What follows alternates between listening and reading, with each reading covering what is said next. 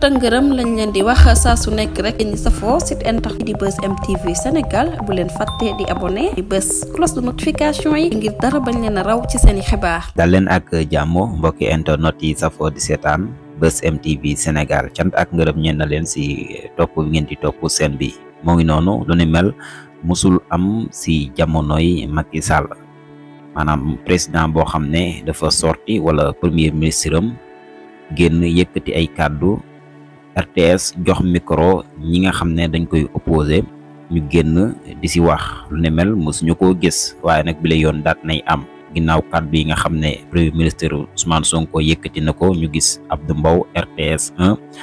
muy tontu ki nga xam ne moo di Ousmane Sonko mu nekk mbir yu doy waar yoo xam ne daal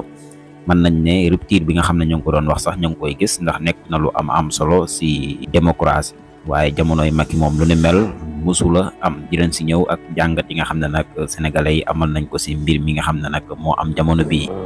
yow li ngay wax dafa mel ne ku daan ci saret quoi yow li nga xam ne kenn xalaatu koon ci nguuru Macky Sall moom nga gis fii yow xalaatu woon ci nguuru Macky Sall def sorti ñu dem ci Ngagne Demba Touré wala ci Bassirou Diomaye Faye waaw du ma wax sax Ousmane Sonko parce que bu wax Ousmane Sonko day mel ni leneen mais ñi nga xam ne ñoo doon porte parole ñi doon dem ci télé yi ci waa Pastef kan nga ci gis ak mujj a gis RTS invité ko pour mu joxe xalaatam ci joxalinu réew mi yow loolu rek jox ma ci benn exemple rek yow damay wax waxu naafeq quoi mel ni ku dëkkul Sénégal ah Ousmane Sonko lu mu def neex na Sénégalais yi yéen la neexul waaye yéen nga xam ne yéen a perte pouvoir neex na Sénégalais yi xoolal toog leen gis nga yow nga yor nguur di xeex jàmbur di ko xeex kii mënul yor nguur mënul nii kii il est obsédé par le pouvoir ah lu nekk ngeen def ko créer ko dossier bu nekk ñu créer ko ah léegi nag mu yàlla tànn ko yëkkati ko bu def ko ci biir xolu Sénégalais yi gis nga Ousmane Sonko bu dee dafa wax Sénégalais yi kaay leen ñu football sax ñu dem football foofu la tollu affaire bi foofu la tollu yéen vraiment da ngeen yabloo seen bopp sax am na yooy wax yoo xam ne boo koy wax da nga yabloo sa bopp ah nit bu ko yàlla yëkkatee ngela waaye boo bëggee yëkkateeku bu ko xas bu ko daaneel bu ko wax lu xam ne kiiwul même su fekkee ne kii nga ko da nga xaar bu waxtu boobu jot nga ko mais amul lenn lu ñuy wax li nga xam ne Ousmane Sonko dafa gum na ko waaw maa ngi jégalu nag Ousmane Sonko démb dafa génn wax ak waa jeunesse am ki nga xam ne ñoo ko xeexal ñoo ko jàppale ah ñoo ko gëm ñoo ko bëgg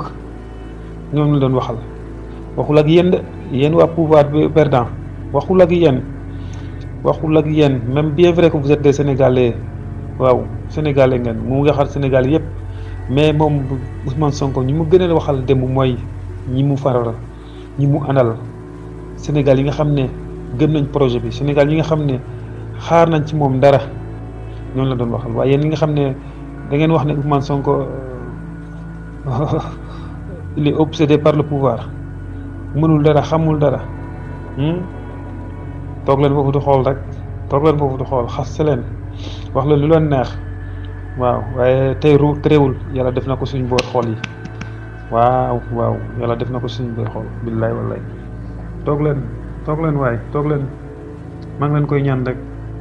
waaw te Ousmane Sonko bu ma doon sànni micro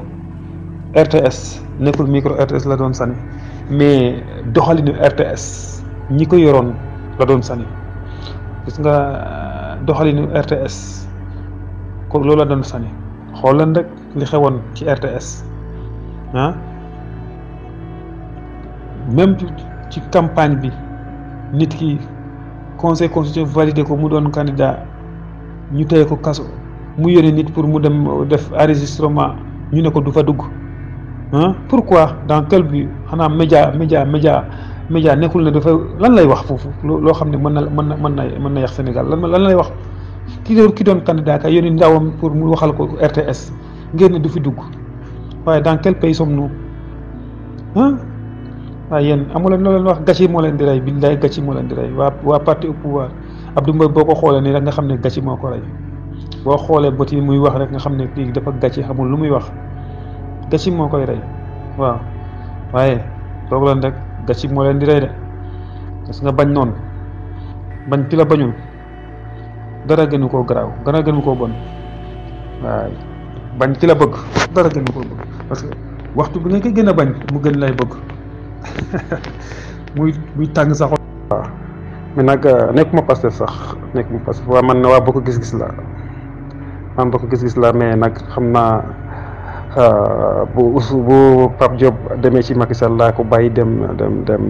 jàppale waa Pastef loolu moom j'avoue ça voilà mais quand même vraiment gis naa ne RTS nu doon doxalee moom du noonu nguur bi fi nekkoon nu mu doon doxalee du noonu donc moo tax ñu jële leen fi waaw bu fekkoon ne Ousmane Sonko lu mu doon wax lépp caaxaan la lu mu doon wax rek ay populisme la donc da ngeen wax ne kon population bi ñi fal Ousmane Sonko dañoo dof jànguñu xamuñ dara dañoo dégg Ousmane Sonko di jël micro di wax ba jël nguur gi léegi ñëpp ñi nga xam ne ñoo ko bëgg ñoo ko gëm ngeen ne ñooñu yëpp ay dof lañ quoi ñeen ñi nga xam ne yéen a yoroon pouvoir yor xaalis yor yëpp ñi nga xam pardon nekkul yéen mais ñi nekkoon ci pouvoir bi yor xaalis yor nguur yor yëpp yor doole lépp di waxtaan ak askan bi def bopp te mënuñu askan bi mënu leen di gëm yéen loolu doo leen ko gëstu quoi pourquoi vous perdez le pouvoir pourquoi ils ont perdu le pouvoir pourquoi Ousmane Sonko mi nga xam ne dañ ko diaboliser dafa violer dafa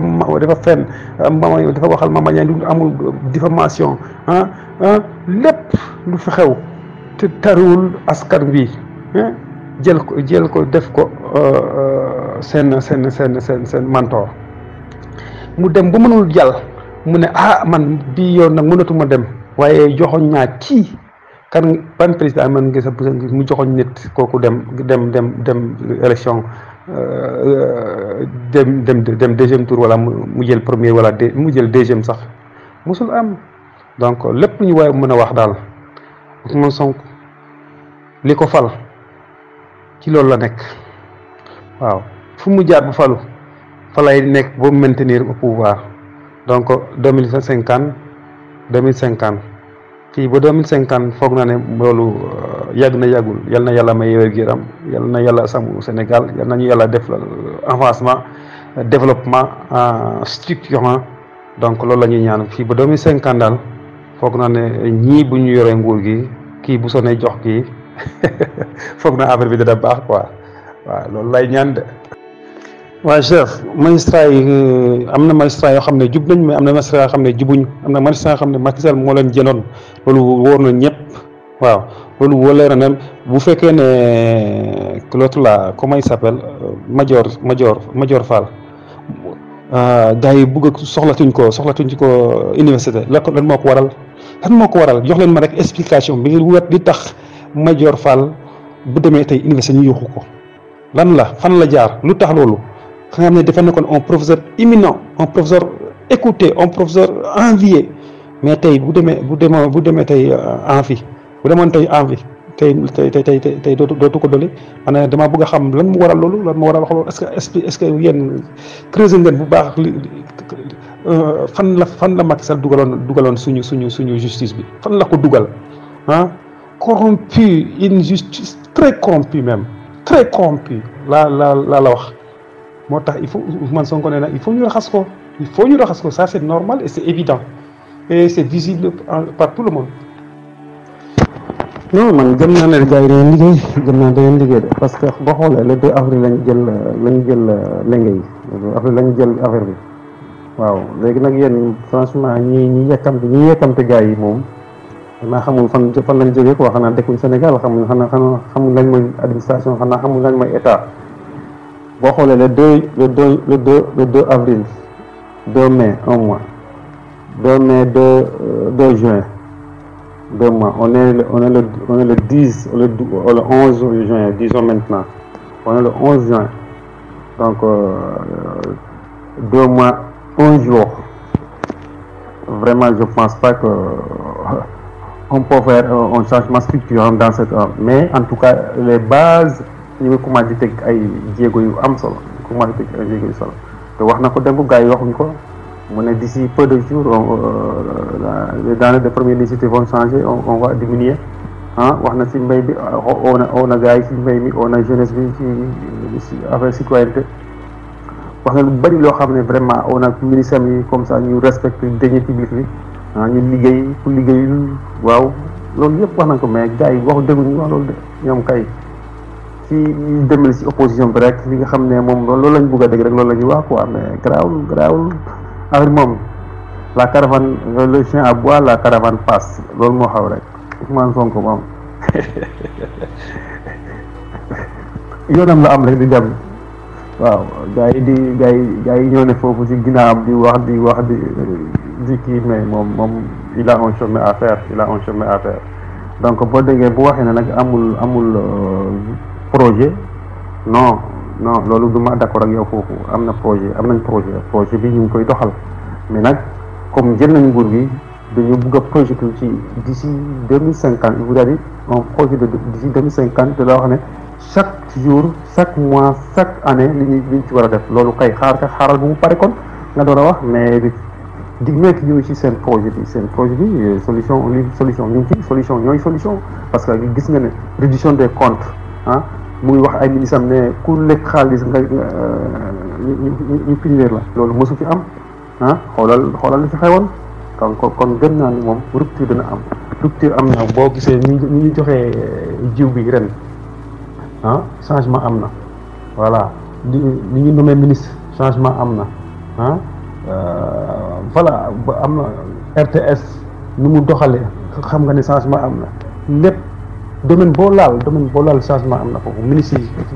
am yi ni ñu taxawee gars yi ni ñu demee ci terrain yi nga xam boo waroon changement am na kon nag gars yi nañ muñu rek incha allah dina baax